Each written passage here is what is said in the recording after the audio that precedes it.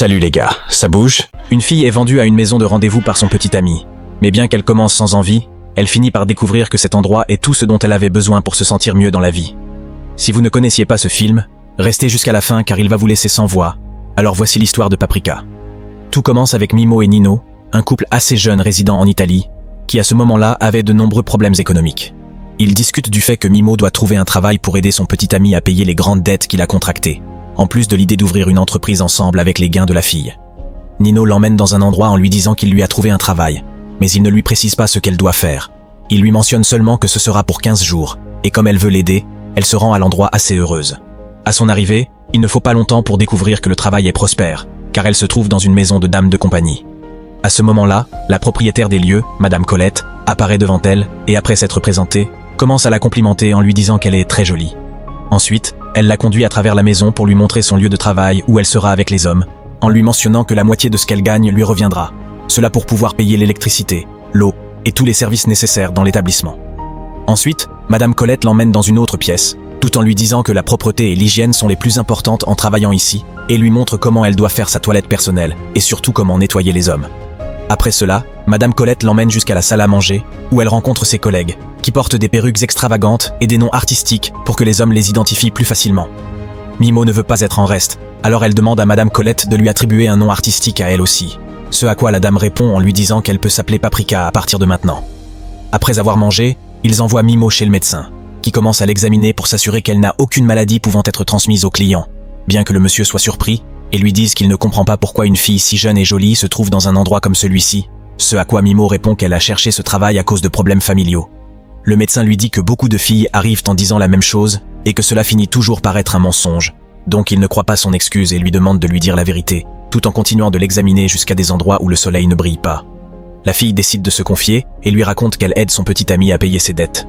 Ce ne sera que pour 15 jours, mais le médecin rit et lui répond que ce garçon l'utilise. En plus, les femmes qui commencent à travailler là-bas ne partent jamais. Paprika rit, pensant que le docteur essaie de lui faire peur, et mentionne que son petit ami n'est pas comme les autres hommes, qu'il ne l'utiliserait jamais pour son propre bénéfice. Quoi qu'il en soit, le soir, la fille se prépare, et avec son nouveau nom, Paprika, elle obtient son premier client, un homme assez attirant nommé Franco, qu'elle emmène dans la chambre et nettoie comme sa patronne le lui avait appris. Après le service, Madame Colette lui rend visite pour la rassurer, car après ce qu'elle a fait avec le client, la fille est très excitée à l'idée de chercher un autre homme. Mais la dame lui dit qu'elle ne doit pas apprécier son travail et qu'elle doit penser à des choses horribles lorsqu'elle est avec les hommes, sinon elle pourrait finir par tomber amoureuse. Au fil des jours, Paprika devient une experte dans son travail. Elle a été avec tellement de garçons qu'elle connaît maintenant quelques astuces pour les aider à se sentir mieux. Chaque nuit, elle gagne de plus en plus d'argent, car il semble qu'elle soit la préférée des clients. Une nuit, Paprika découvre que les filles de l'établissement se livrent à des jeux entre elles lorsqu'elles n'ont pas de clients, ce qui lui semble assez étrange. Mais elle décide quand même d'essayer avec l'une de ses collègues. Le lendemain, Madame Colette apprend que Paprika a découvert le secret. Alors elle l'invite dans son bureau et lui propose de faire la même chose qu'elle a fait la nuit précédente avec son ami, ce que Paprika accepte, car l'idée ne lui déplaît pas. Le jour suivant, le premier client de la fille, nommé Franco, revient pour un autre service. Bien que Paprika soit déjà une professionnelle dans son travail, chaque fois qu'elle est avec cet homme, elle ne peut s'empêcher de se sentir différente. Elle est tout simplement tombée amoureuse. Quand il termine le service, Franco lui demande son numéro de téléphone et la fille, excitée, le lui donne. Mais quand l'homme l'invite à sortir le lendemain, Paprika refuse en disant qu'elle a un petit ami et qu'elle avait prévu de le voir. Cependant, à la dernière minute, Nino annule le rendez-vous avec Paprika, disant qu'il avait des choses à faire. Finalement, la fille se retrouve dans un restaurant avec Franco. Là, ils discutent, et Franco lui raconte qu'il est sur le point de terminer ses études de marin. Une fois qu'il les aura terminées, il partira en mer pour gagner de l'argent. Mais la fille ne prête pas attention à ce que Franco raconte, car elle remarque que son petit ami Nino est à la table voisine avec une femme. Paprika s'approche et commence à se disputer avec lui. Mais Nino avoue qu'il la trompe depuis 3 ans, et qu'il l'a utilisée uniquement pour obtenir un peu d'argent supplémentaire. Paprika le renvoie et retourne pleurer avec Franco, mais l'homme la réconforte et l'emmène dans son appartement, où il la console pour ce que ce goujat lui a fait. Le lendemain, Franco est décidé. Il propose donc à Paprika de l'épouser, tout en lui avouant qu'il est amoureux d'elle depuis le premier jour où il a été avec. Paprika refuse car elle dit ne pas pouvoir faire confiance à un homme après l'infidélité récente qu'elle a subie. Bien qu'elle sache que Franco est un homme bon, elle ne peut pas l'épouser. Paprika est déterminée à continuer son travail mais de manière indépendante, afin de gagner plus d'argent. Cependant, ses plans sont interrompus par Nino, qui arrive à la maison de rendez-vous pour dire à Paprika qu'il veut qu'elle continue à lui donner l'argent qu'elle y gagne, car c'est lui qui l'a présenté à Madame Colette, et il mérite la moitié de ce qu'elle génère. Paprika accuse Nino auprès de Colette, lui demande protection car elle a peur que Nino lui vole son argent, et la dame la rassure en lui disant qu'elle ne doit pas s'inquiéter pour ce garçon. Le lendemain, un homme nommé Rocco arrive à la maison, cherchant l'une des filles de manière très menaçante. Lorsqu'il la trouve, il commence à la frapper brutalement, car apparemment il était son propriétaire et elle n'avait pas remis la somme d'argent qu'elle devait lui payer. Rocco avertit Madame Colette, lui disant de faire en sorte que sa fille fasse plus d'efforts ou il devra l'éliminer, ce qui laisse la dame sans voix. Paprika, effrayée par ce qui s'est passé, dit qu'elle a peur que Nino lui fasse la même chose, mais Madame Colette lui garantit que rien ne lui arrivera. Malgré les promesses de Colette, Paprika décide le lendemain de quitter la ville pour être en sécurité. Une de ses collègues lui avait recommandé une autre maison de rendez-vous et elle s'y dirige.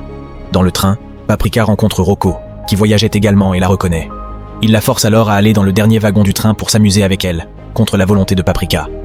Lorsque Rocco en a fini avec la fille, il lui dit que c'est le meilleur service qu'il ait reçu. Alors il l'invite à travailler avec lui garantissant qu'elle gagnera beaucoup plus d'argent que dans n'importe quelle autre maison de rendez-vous, car dans la sienne viennent des célébrités, des multimillionnaires et d'autres personnes de la haute société. Paprika refuse l'invitation car elle ne veut rien avoir à faire avec Rocco. Lorsqu'elle descend du train, elle se rend immédiatement dans les maisons de rendez-vous les plus proches pour demander du travail, mais personne ne l'accepte. Il s'avère que Rocco, profitant de son pouvoir, avait appelé tous les établissements pour qu'ils la refusent. Paprika, ne sachant pas cela, se sent désespérée de ne trouver du travail nulle part, et finit par retourner, traîner aux pieds de Rocco, qui décide de l'accepter au travail de toute façon, et sans rancune. Déjà dans la nouvelle maison, Paprika va voir sa nouvelle patronne, Madame Olympia, qui aimait les femmes tout comme Colette, et décidait de vérifier si les filles étaient propres, sans aide médicale, mais avec ses propres mains et lèvres. Après cela, Paprika est prête à travailler, et obtient son premier client. À sa surprise, il s'avère que c'est son propre oncle.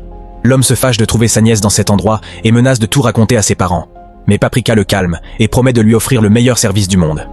L'oncle, qui a toujours regardé sa nièce d'un autre œil, décide d'accepter, mais lui dit qu'il veut répéter le service chaque jour de la semaine gratuitement en échange de ne pas la dénoncer à ses parents. Paprika n'a pas d'autre choix et offre un bon service à l'oncle chaque nuit, mais Rocco se rend compte qu'elle ne génère pas d'argent de ce client, car les comptes ne s'additionnent pas. Lorsqu'il demande à Paprika, elle lui avoue tout. Rocco, furieux, convoque l'oncle le lendemain et le menace de l'éliminer s'il dérange à nouveau la fille, et grâce à cela, on ne le revoit plus jamais. Quelques jours plus tard, Rocco a une grande proposition pour Paprika. Elle gagnera beaucoup d'argent en offrant un service au prince de la ville et à sa duchesse, ce que Paprika accepte sans hésiter, et se rend avec une amie pour s'amuser avec le couple royal. Comme la duchesse aimait les femmes, les quatre passent un très bon moment. Le lendemain, Madame Olympia remet quelques lettres à Paprika, venues de Franco qui ne l'a pas oubliée, et lui a écrit pour lui témoigner de son amour, ce qui touche profondément notre protagoniste, qui commence à repenser à ce qu'elle fait de sa vie. Paprika a déjà suffisamment d'argent, elle décide donc de prendre sa retraite, de retrouver Franco, et de commencer une relation avec lui. Mais elle sait que Rocco et Madame Olympia n'apprécieront pas cette nouvelle. Dans l'après-midi, Paprika parle avec Rocco et lui explique la situation, mais il la menace en lui disant qu'il détruira elle et toute sa famille si elle quitte le métier. Cela la laisse inconsolable, et pour aggraver la situation, une de ses amies meurt d'une infection contractée au travail, ce qui lui fait comprendre qu'elle ne veut plus faire ce métier. Quelques jours plus tard, alors que Paprika est dans un restaurant avec l'un de ses clients, elle aperçoit Franco et, sans réfléchir, se dirige vers lui et ils décident de se donner rendez-vous. Franco n'a jamais cessé de l'aimer et lui propose à nouveau de l'épouser, en lui racontant qu'il est devenu marin, qu'il lui suffit d'un bateau pour partir en mer et gagner de l'argent. Il invite Paprika à réaliser ce rêve avec lui et à travailler ensemble pour obtenir le bateau et voyager autour du monde en tant que mari et femme. Paprika accepte tout, lui disant qu'elle veut être sa femme et l'accompagner dans cette nouvelle aventure. Elle décide même de retirer toutes ses économies et de les donner à Franco pour qu'il achète le bateau. Cependant, tout tombe à l'eau lorsque l'achat échoue, le bateau étant hypothéqué et la police le confisque, perdant ainsi tout l'argent. En raison de cela, Paprika doit à nouveau retourner travailler dans une maison de rendez-vous. Mais cette fois, elle commence dans un endroit inconnu et de très mauvaise qualité, qui est fermé quelques jours plus tard. Paprika, à nouveau sans direction, décide de partir dans une autre ville, où elle commence dans une autre maison de rendez-vous. Sa première nuit est marquée par la présence d'une journaliste qui fait un reportage sur ces lieux. Paprika l'aide avec son reportage et lui offre également un service. Le lendemain, le fils d'un millionnaire arrive car il veut faire sa première expérience puisqu'il vient d'avoir 18 ans, choisissant Paprika pour lui offrir un bon service. Quelques jours plus tard, grâce au service parfait qu'elle a offert au jeune homme, elle est invitée à une fête dans le manoir du millionnaire. Là, le père du garçon lui demande également de lui offrir un service, ce qui conduit l'homme à lui demander de l'épouser, ce que Paprika accepte sans hésiter. L'homme affirme qu'aucune femme ne lui a fait ressentir ce qu'elle lui a fait ressentir, donc il ne la laissera pas partir. Après avoir célébré un mariage, elle devient la nouvelle duchesse du comté. Quelques mois plus tard, le millionnaire meurt d'une maladie soudaine et laisse à Paprika la moitié de sa fortune en héritage. Elle en profite pour retrouver Franco et lui offre le bateau qu'il a toujours voulu, tout en décidant de l'épouser. Quelques jours plus tard, toutes les maisons de rendez-vous du pays sont fermées par une nouvelle loi imposée par le gouverneur. En apprenant cela, Paprika rend visite à Madame Colette et à ses anciennes collègues de travail, qui sont sur le point de tout perdre, mais les clients continuent d'arriver pour profiter une dernière fois. Un des hommes demande s'il peut être avec Paprika pour dire adieu à l'endroit, mais Madame Colette dit que non, car maintenant elle est une duchesse.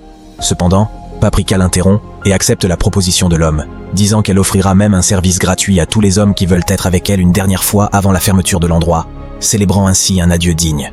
Et c'est ainsi que se termine le film.